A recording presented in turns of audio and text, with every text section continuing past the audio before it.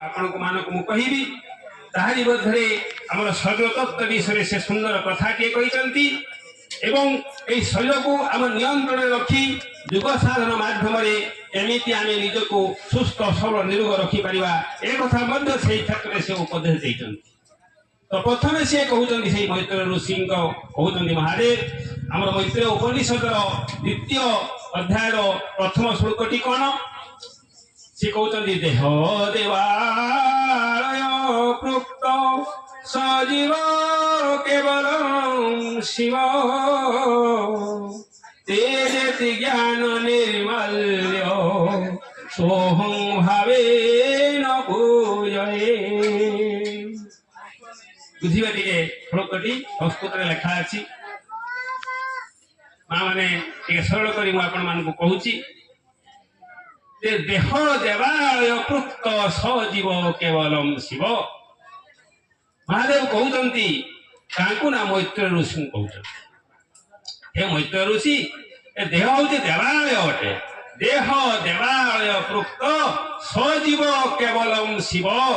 ଏହା ଭିତରେ ଯେଉଁ ଜୀବ ବାସ କରୁଛି ସେ ସ୍ୱୟଂ ଶିବ ଅଟନ୍ତି। ଦେହ ଦେବାଳୟ ପୃକ୍ତ ସଜୀବ କେବଲମ ଶିବ। ତେବେ ସେଇ ଶିବଙ୍କୁ ଆମେ କେମିତି ଆରାଧନା କରିବା, ତେବେ ସେଇ ଶିବଙ୍କୁ କେମିତି ଆମେ ପାଇବା ବା ସେଇ ଜୀବରୂପୀ ଶିବଙ୍କୁ କେମିତି ଆମେ ଉପାସନା କରିବା ତା ପର ପଦରେ ସେ କହୁଛନ୍ତି ତେଜେତି ଜ୍ଞାନ ନିର୍ମାଲ୍ୟ ସ୍ୱହଂ ଭାବେନ ପୂଜୟେତ୍। କେମିତି ତାକୁ ଆମେ ଉପାସନା କରିବା ନା ଆମର ଯୋଉ ଅଜ୍ଞାନ ଅନ୍ଧକାର ରହିଛି, ଅନ୍ଧବିଶ୍ୱାସ ରହିଛି, ଯୋଉ କୁସଂସ୍କାର ରହିଛି ସେଗୁଡ଼ିକୁ ଆଗେ ପ୍ରଥମେ ତାକୁ ତ୍ୟାଗ କରିବା। ତେଜେତି ଜ୍ଞାନ ନିର୍ମାଲ୍ୟ କେମିତି ନା ନିର୍ମାଲ୍ୟ ତୁଲ୍ୟ। ନିର୍ମାଲ୍ୟ କ'ଣ ନା ନିର୍ମାଲ୍ୟ କହିଲେ ଆମେ ବୁଝିଥାଇ ଯେ ପୂଜା ଫୁଲ ବାସି ଫୁଲ ଯୋଉଟା କି ଲାଗିଥାଏ ଠାକୁର ପାଖରେ ତାପରେ ତାକୁ ନିର୍ମାଲ୍ୟ ଭାବରେ ଆମେ ସମସ୍ତେ ପାଇଥାଇ ସିଏ ଆଉ ଦ୍ୱିତୀୟ ଥର ତାହା କେବେ ହେଲେ ଲାଗେ ନାହିଁ ଠାକୁରଙ୍କ ପାଖରେ। ଠିକ ସେଇଭଳିଆ କଥା ଏଠି କୁହାଯାଉଛି, ତୁଳନା କରାହେଇଛି ତୁଳନାତ୍ମକ ବିଚାର। ନିର୍ମାଲ୍ୟ ତୁଲ୍ୟ ଅଜ୍ଞାନ ଅନ୍ଧକାର ଗୁଡ଼ିକୁ ସମ୍ପୂର୍ଣ୍ଣ ଭାବରେ ତ୍ୟାଗ କରିଦେବା। ତେଜେତି ଜ୍ଞାନ ନିର୍ମାଲ୍ୟ ସ୍ୱହଂ ଭାବେନ ପୂଜୟେତ୍। ଅଜ୍ଞାନ ଅନ୍ଧକାର ଗୁଡ଼ିକୁ ବା ଅଜ୍ଞାନ କୁସଂସ୍କାର ଆମ ଭିତରେ ଯାହା ରହିଛି ସେଗୁଡ଼ିକୁ ନିର୍ମାଲ୍ୟ ତୁଲ୍ୟ ତ୍ୟାଗ କରି ତୁମେ କେମିତି ପୂଜା କରିବ ନା ସ୍ୱହଂ ଭାବେନ ପୂଜୟେତ୍। ସ୍ୱହଂ ସ୍ୱହଂ ସ୍ୱହଂ ମୁଁ ସେଇ ବ୍ରହ୍ମ ଅଟେ, ମୁଁ ସେଇ ବ୍ରହ୍ମ ଅଟେ, ମୁଁ ସେଇ ବ୍ରହ୍ମ ଅଟେ, ମୁଁ ବ୍ରହ୍ମଠୁ ଭିନ୍ନ ନୁହେଁ। ସ୍ୱହଂ ଭାବେନ ପୂଜୟେତ୍। ସ୍ୱହଂ ଭାବରେ ତୁ ପୂଜା କଲେ ସେଇ ଶିବଙ୍କୁ ପାଇବୁ। ସେ ଜୀବ ରୂପୀ ଯୋଉ ଶିବ ଆମ ଭିତରେ ରହିଛନ୍ତି ସେ ଜୀବଠୁ ଶିବ କେବେ ହେଲେ ଭିନ୍ନ ନୁହନ୍ତି। এই কথা কহিলা পরে পরবর্তী গোটে সুন্দর শ্লোকটিଏ ମଧ୍ୟ କହୁଛନ୍ତି, ଅତି ପରିଷ୍କାର କହିଦେଇଛନ୍ତି ଏ କ୍ଷେତ୍ରରେ। ଆପଣମାନେ ଦେଖିବେ ମୋର କହିବା କଥା ଆମେ ମାନେ ସମସ୍ତେ ବେଦ ଉପନିଷଦ ପଢୁନାହୁଁ ଯାହାକି ଆମର ସନାତନ ସଂସ୍କୃତିର ମୂଳ ଧର୍ମ ଗ୍ରନ୍ଥ। ଆପଣମାନେ ଯଦି ଧୀରେ ବିଚାର କରି ଦେଖିବେ ଗୁରୁଦେବ ଆମକୁ ଅତି ସ୍ପଷ୍ଟ ଭାବରେ କହିଛନ୍ତି କୌଣସି ବେଦ ଉପନିଷଦ ଭିତରେ କାଳ୍ପନିକ ଈଶ୍ୱରର ପ୍ରଶ୍ନ ହିଁ ନାହିଁ। କୌଣସି ବେଦ ଉପନିଷଦ ଭିତରେ କାଳ୍ପନିକ ଈଶ୍ୱରର ବର୍ଣ୍ଣନା ନାହିଁ। ଯାହା କିଛି ବର୍ଣ୍ଣନା କରାଯାଇଛି ଯୋଉ ଦେବତାଙ୍କୁ ବର୍ଣ୍ଣନା କରାଯାଇଛି ସେ ହେଉଛନ୍ତି ଆମର ଏ ଆତ୍ମପୁରୁଷ ଆତ୍ମଦେବ। ଅନ୍ୟ କୌଣସି ଆମଠୁ ଭିନ୍ନ ଦେବତାର ବର୍ଣ୍ଣନା କୌଣସି ବେଦ ଉପନିଷଦ ଭିତରେ ନାହିଁ। ତେଣୁ ତା ପରବର୍ତ୍ତୀ ଶ୍ଲୋକରେ ସେ କ'ଣ କହିଲେ ଶୁଣନ୍ତୁ। ତା ପରବର୍ତ୍ତୀ ଶ୍ଲୋକରେ ସେ ପୁଣି କହୁଛନ୍ତି କ'ଣ ଅଭେଦ ଦର୍ଶନ ଜ୍ଞାନ ଧ୍ୟାନ ନିର୍ବିଷୟ ମନ ସ୍ନାନ ମନୁମଳ ତ୍ୟାଗ ଶୌଚମିନ୍ଦ୍ରିୟ ନିଗ୍ରହ।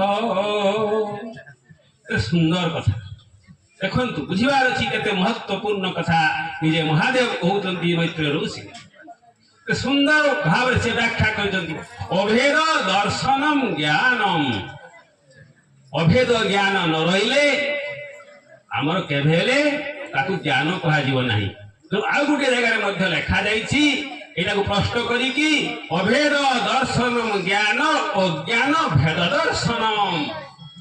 ଅଜ୍ଞାନ କ'ଣ ଆଉ ଜ୍ଞାନ କଣକୁ ପରିଷ୍କାର ଭାବରେ ବୁଝିବା ପାଇଁ ସେ କହୁଛନ୍ତି ଯେ ଅଭେଦ ଦର୍ଶନ ହେଉଛି ଜ୍ଞାନ। ଭେଦଭାବ ଶୂନ୍ୟ ରହିବ। ଗୁରୁଦେବ ଆମକୁ ଯୋଉ ଜ୍ଞାନ ଦେଲେ କ'ଣ ଯିବା ଦ୍ୱୈତବାଦ ନୁହେଁ କି? ଜୀବ ହିଁ ବ୍ରହ୍ମ, ଏ ପ୍ରାଣ ହିଁ ପରମେଶ୍ୱର, ଏ ଆତ୍ମା ହିଁ ପରମାତ୍ମା।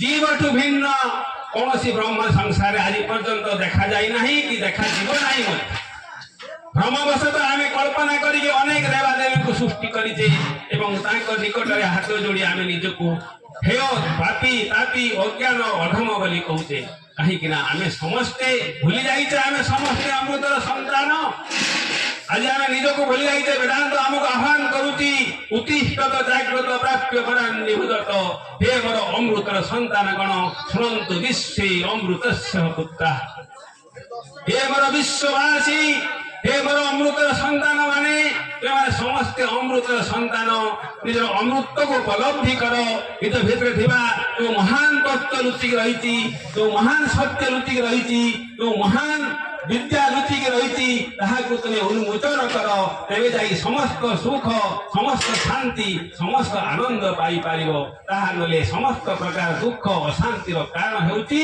अज्ञानता तो से श्लोक कहते अभेद दर्शनम ज्ञानम अभेद दर्शन हूँ ज्ञान अज्ञान भेद दर्शनम भीतर भेदभाव थी मु पुत्र हेय पापी ताबी मो उपरे कई जने मालिक अच्छा मो उपरे कई जने प्रभु अच्छा मुझे दासान दास ये भावना ये विचार भीतर थी पर्यंत आम सदा बेले अज्ञान भीतर रही आम केवे शांति पाई पार तो अभेद दर्शन ज्ञान अज्ञान भेद दर्शन बोली अन्य एक श्लोक कहुई श्लोकटी को जो मुझे कहली ये योग विषय व्याख्या सुंदर भाव से कहते कौन कहले सी अभेद दर्शन ज्ञान ध्यान निर्विषय मन स्नान मनु मल त्याग शौचमिंद्रिय निग्रह अति सहज श्लोकटी आपण मैंने बुझी पारे टिके खाली बुझी दौर अति सहज श्लोकटी सहज अच्छी कष्ट किसी ना एठारे कहते ज्ञान कौन ना अभेद दर्शन अभेद ज्ञान ही प्रकृत ज्ञान जिते पर्यटन भेदभाव थी पर्यटन अज्ञान बोली कह अभेद दर्शन ज्ञान आपण जी मुझे सी अभेद ज्ञान एक उच्च कोटीर ज्ञान एक वेदांतर ज्ञान वक्ता ही आपण मान को कहूँ श्रोता ही शुणुची कहीं सी स्वयं ब्रह्म अनेक रूप धारण कर एक बहुश्यामी एक ही अनेक रूप से विकसित होती कहीं से निजे सृष्टि करी संसार से अवस्थित अच्छा तत्सृष्टा